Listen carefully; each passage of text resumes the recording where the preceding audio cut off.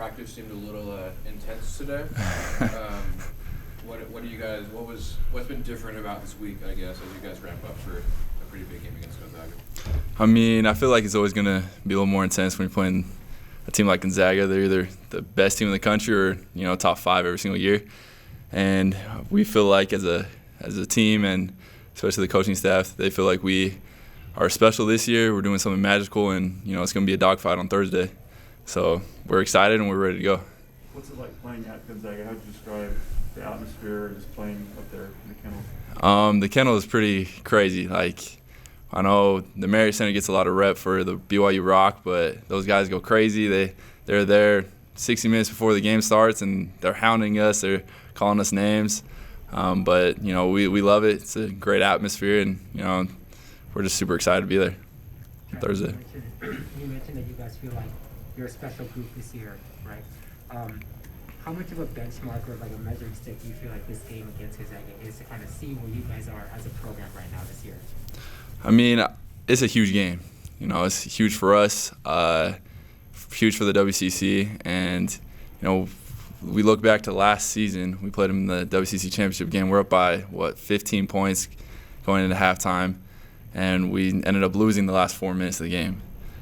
So that team was super good last year, and we feel like we're the exact same team this year, and we're going to come out and compete. And I feel like a lot of people kind of underestimate us. And you look back to our defense against St. Mary's, we held them to 43 points, and that's their lowest it's been since 2011. So we pride ourselves on the defensive end, and we know we got to guard them in transition. That's where they're really good at.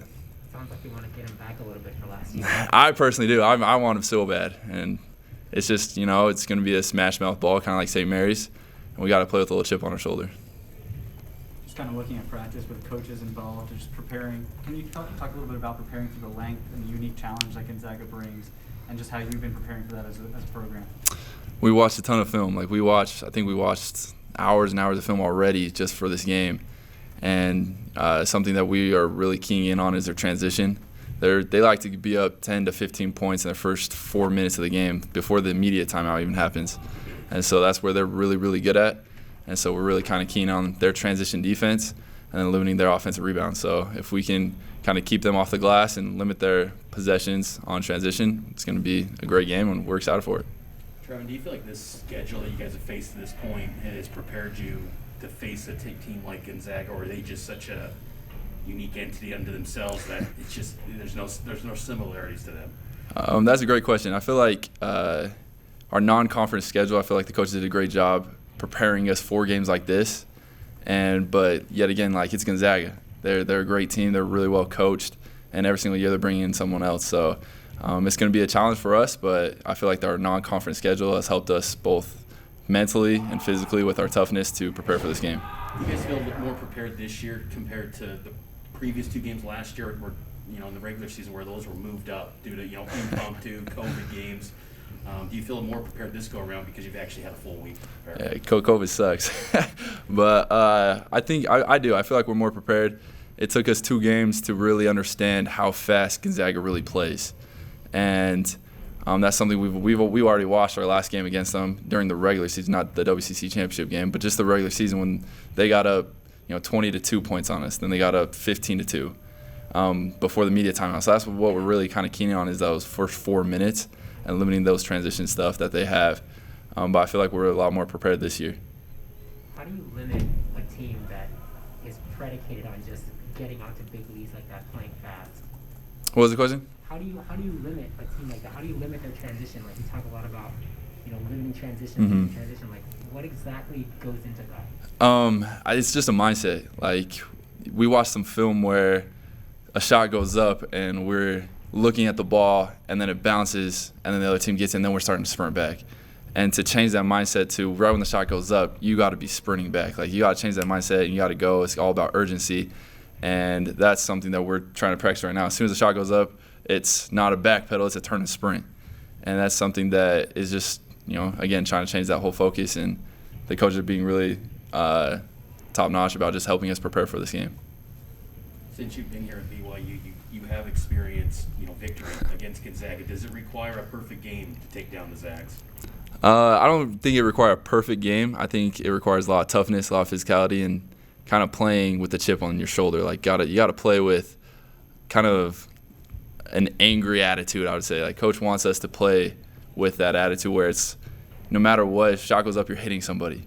You're trying to get into their head. You're trying to like not really start a fight, but you gotta make sure you bring it because the Zags, they are a talented team and they bring it every night. And so for us, we can't be 39 minutes of playing as hard as you can and 1 minute taking a break. It has to be 40 minutes all in, 100% of your effort. And I think that's where the perfect game comes in is your effort. If you give 100%, I feel like the Zags are beautiful. I know you're probably not looking ahead. It's all focused on Gonzaga, but this is a huge weekend along with San Francisco. I mean, what's the magnitude of what this weekend could do for you guys, and the goals that you have for this season? The goals are huge for this season. Our team is super special, again, like I said. And the Zags are a huge game that I want to win. It's a chip on my shoulder that I have for them. But same with St. Mary's. I don't know what it is with those guys, but I just don't like them. Like, this is going to be a chip on my shoulder with them, too. They're really well coached as well. But it's kind of a different game between the Zags and San Francisco because San Francisco shoots the ball extremely well from the outside. And Zags are really good about getting to the rim, finding, Timmy or Chet with a little post feed and, scoring at the basket. So we definitely have different strategies for each team, but, these two road games are huge for us. Is it almost a good thing, Trev, to kind of have that Gonzaga game during this week, this 8-day span of just one right after another, kind of maybe three of your biggest games in conference play? Do you almost like having that lined up in that way? I mean, it helps us stay focused. It helps us to continue to progress and to be able to play a team like St. Mary's where it's a lot of physicality, a lot of toughness, and we can just bring that into the Gonzaga game. And so I feel like that's going to help us a ton. And yet, St. Mary's is a completely different team. They're super slow-paced, and Gonzaga is extremely fast-paced. So you definitely have to change your mindset, but, we're super excited. It helps us stay, on top of it, and we watch a ton of film. So I feel like these 3 games that the WCC planned for us is, huge. So this season for you guys, with some illness and some injury, like starting lineups have changed a little bit, here and there throughout the season. How do you feel comfort-wise with the chemistry of the starters right now?